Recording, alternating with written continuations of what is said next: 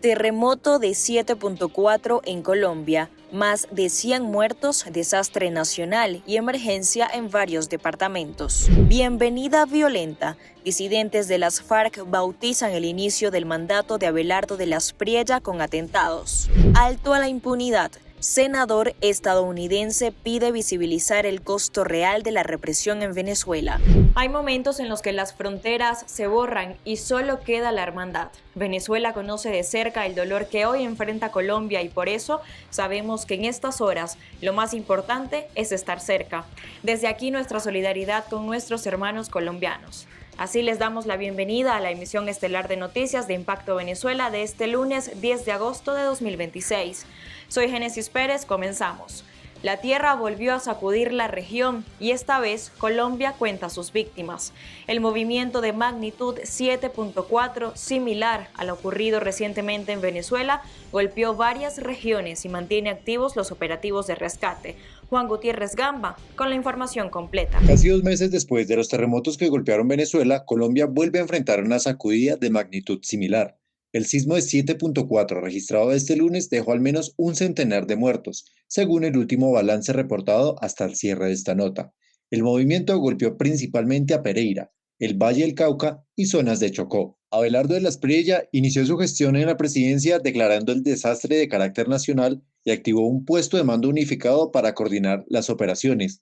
Alcaldías, gobernaciones, organismos de socorro y fuerza pública fueron desplegados en las zonas más afectadas. He citado a una reunión de urgencia, un puesto de mando unificado, en las oficinas de la UNGRD en Bogotá. Allí estaré con todo el equipo tomando determinaciones y acciones personalmente. Voy a liderar estas acciones para llevarle soluciones a nuestra gente en el departamento de Chocó, en el eje cafetero y en otras zonas del país que han sido afectadas. No están solos. El sismo ocurrió a las 7:34 de la mañana con epicentro en San José del Palmar, Chocó. Provocó daños en varias ciudades del país y activó una operación nacional de rescate. Decenas de personas murieron, otras resultaron heridas y los organismos de socorro continúan buscando sobrevivientes entre las estructuras afectadas. Es el sismo más fuerte que se ha sentido en la última década en el país y para esa zona hay antecedencias de sismos, particularmente el 23 de noviembre de 1979 hubo un sismo de magnitud 7.2. Tenemos dos réplicas, una de 2.8 y otra de 4.8 que se sintió recientemente. Fue sentido en otros países, hay reportes de sentido en Venezuela, en Ecuador, en Panamá y pues se sintió en toda Colombia. El terremoto colombiano vuelve a poner en primer plano una realidad compartida por ambos países. Las autoridades deberán establecer el número definitivo de víctimas, determinar qué edificaciones pueden seguir ocupadas y atender a las familias que perdieron sus viviendas. Se enciende el pulso ciudadano. Impacto Venezuela abre la ventana a sus respuestas respecto a la pregunta del día de la emisión matutina de hoy. La transición y el diálogo también son un juego de intereses. Queremos saber cómo lo están viendo ustedes hoy. Comenzamos con Jamie Linares, quien considera que hemos sido muy genuinos al pensar que podían ayudar. Por su parte, Chiqui Barbosa piensa, aquí no hay ayuda ni democracia y menos transición.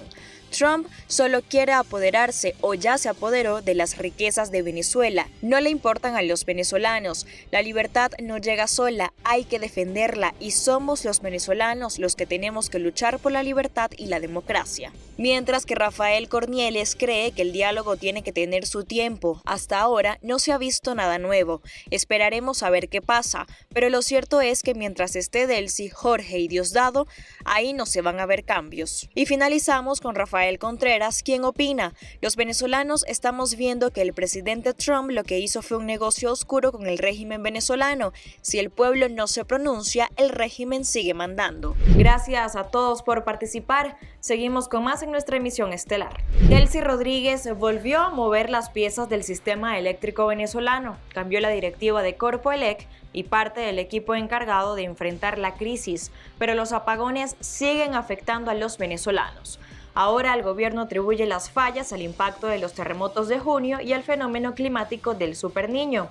Cambian los nombres, pero el problema sigue siendo el mismo. Juliana Palmar nos informa. La encargada de la presidencia, Delcy Rodríguez, movió nuevamente las piezas del sistema eléctrico venezolano. Juan Fernández, con 27 años de trayectoria dentro de Corpoelec, asumió la presidencia de la estatal en sustitución de José Luis Betancur, quien ahora pasa al cargo de viceministro de Servicios Eléctricos.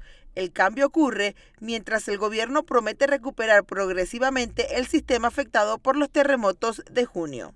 Bueno, como le informamos, ya se incorporaron de esos 600 megavatios 300 en Termocarabobo. Los próximos días estaríamos incorporando 150 megavatios más para llegar al número de 450 megavatios. Nos quedaría por incorporar 150, en los cuales se está trabajando para ubicar todos los repuestos a nivel internacional, ya que estos equipos no son de sustitución fáciles, no están a disponibilidad en el mercado porque están diseñados exclusivamente para el sistema eléctrico venezolano. Además, el gobierno fijó para el 1 de octubre la incorporación de la máquina 6 de Planta Centro, con capacidad para aportar 600 megavatios al sistema eléctrico nacional. En ese sentido, el diputado José Gregorio Correa pidió que los recursos petroleros sean invertidos en el sistema eléctrico venezolano. Recursos económicos que son producto de esto que vemos de la nueva inversión petrolera, de la explotación petrolera de los americanos, de todo este tipo de cosas, tiene que estar destinado, para mí, en dos sectores. Uno de ellos, el sistema eléctrico, porque sin electricidad eléctrica no está llegando esta información a la casa, no hay empleos, no hay trabajo. Cuando el país está oscuro, pues no puede progresar. Y al salario, a los trabajadores, tiene que estos recursos económicos extraordinarios tienen que ir al salario, tiene que ir a los maestros, a los educadores, a los jubilados y a los pensionados. Pero mientras se anuncian nuevos responsables y fechas de recuperación, los apagones y las restricciones continúan.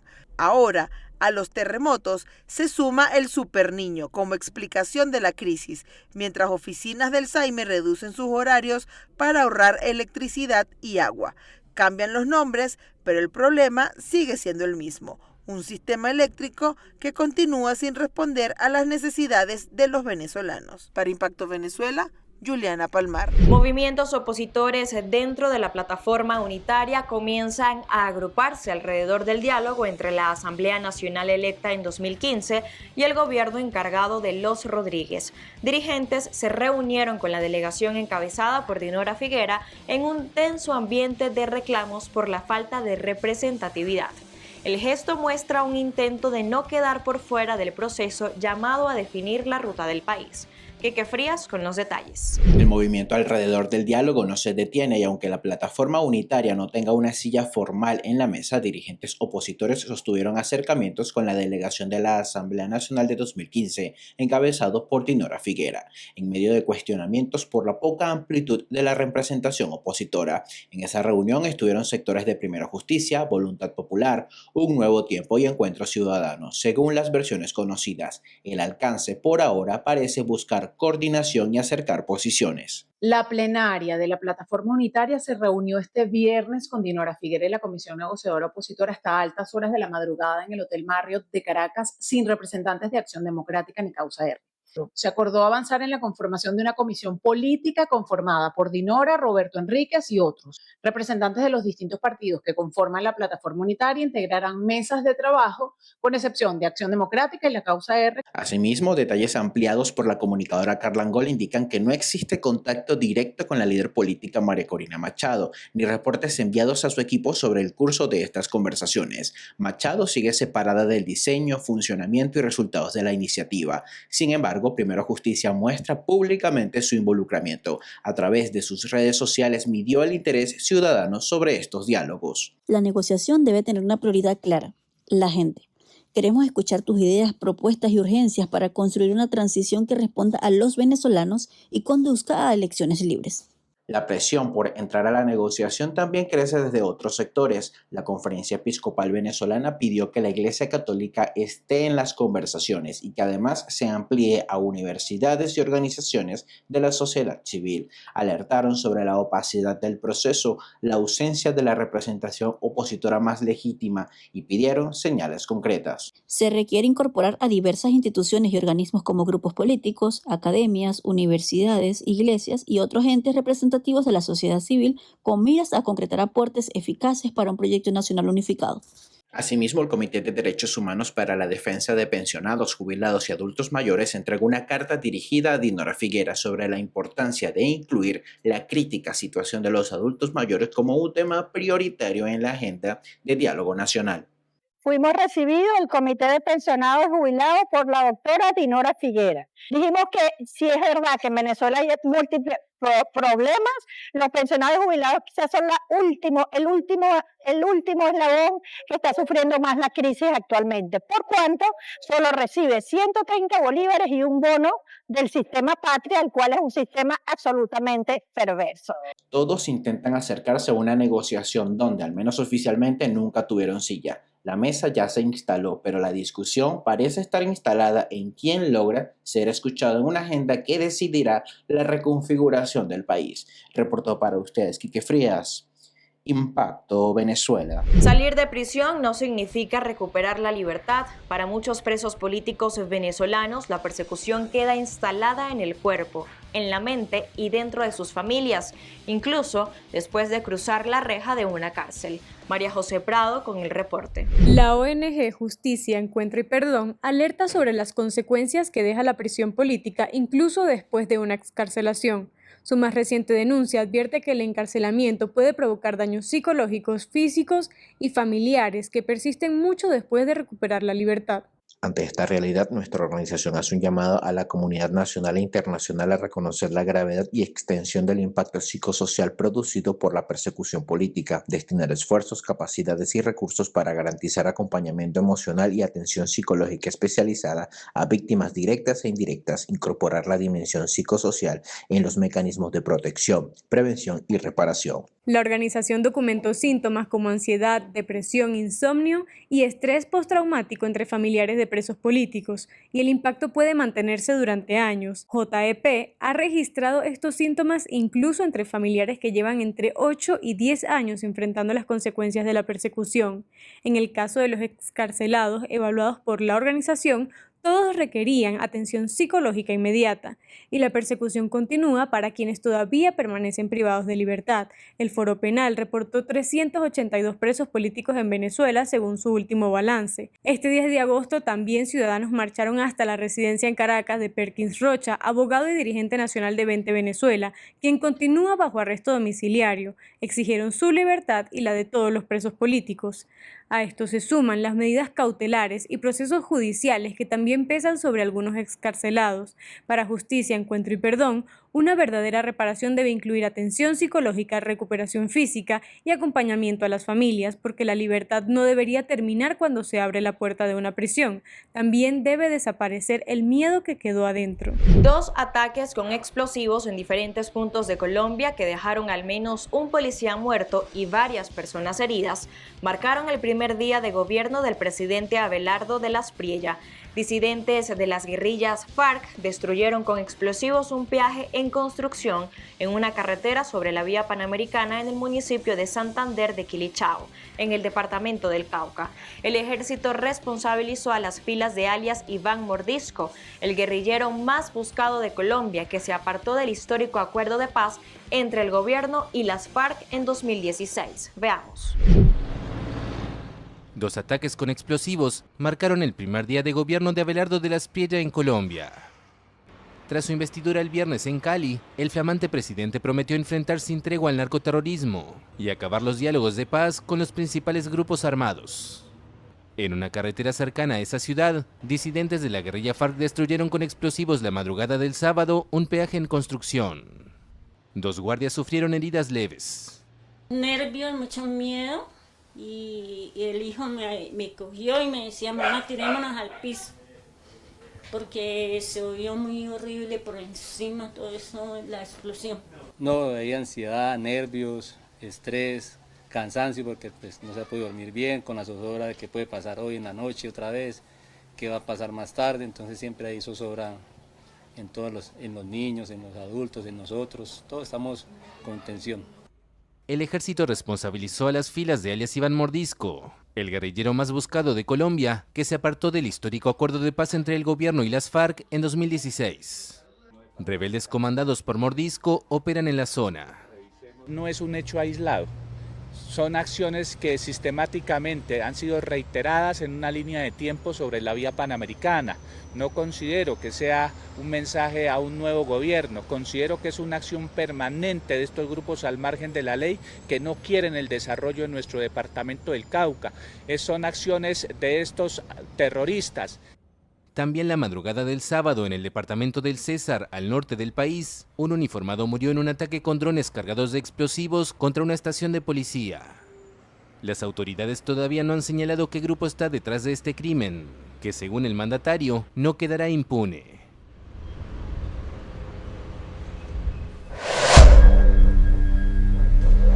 Lo que sucede fuera de nuestras fronteras, por supuesto, también es importante conocerlo. Y aquí analizamos las noticias internacionales que están marcando la pauta y repercuten también en nuestro país. Revisamos estos hechos clave en nuestro portal Impacto Venezuela. Panamá refuerza seguridad en la frontera tras atentados en Colombia. Panamá reforzó la frontera con Colombia tras los atentados ocurridos durante el primer día de gobierno del presidente colombiano Abelardo de las Priella, anunció el gobierno de ese país. Tras los atentados, el Ministerio de Seguridad de Panamá informó que agentes del Servicio Nacional de Fronteras y el Servicio Nacional Aeronaval reforzaron su presencia en la frontera para fortalecer la vigilancia y el control territorial. Senador Adam Schiff instó a Trump a reportar la magnitud total de las violaciones a los derechos humanos en Venezuela. El senador de Estados Unidos, Adam Schiff, instó al gobierno de Donald Trump a que reporte sobre la magnitud total de las violaciones de los derechos humanos perpetradas en Venezuela. A través de su cuenta en X, recordó que el chavismo tiene un largo historial de abusos generalizados, incluyendo detenciones arbitrarias y represión política, que han continuado con Delcy Rodríguez. El Departamento de Estado debe reportar la magnitud total de las violaciones de derechos humanos en Venezuela para dejar claro el costo que millones de civiles continúan enfrentando a pesar del rol de Estados Unidos en las decisiones de ese gobierno, escribió Schiff. Capturan en México a pandillero que amenazó a Nayib Bukele con coches bomba. Remberto Ismael Colindres, presunto integrante del barrio 18 Revolucionarios y buscado internacionalmente por El Salvador, fue detenido en Tapachula, Chiapas, durante un operativo de vigilancia en el que participaron autoridades mexicanas. El hombre originario de El Salvador era considerado por el gobierno de ese país como un objetivo prioritario de captura y tenía una ficha de búsqueda internacional por sus presuntos vínculos con organizaciones delictivas y terroristas, además de investigaciones por tentativa de extorsión y amenazas contra el presidente salvadoreño Nayib Bukele y personas de su círculo cercano. Y así ponemos punto y final a la emisión estelar de noticias de Impacto Venezuela. Recuerden que para más tenemos contenido actualizado en nuestras plataformas digitales. Hasta mañana.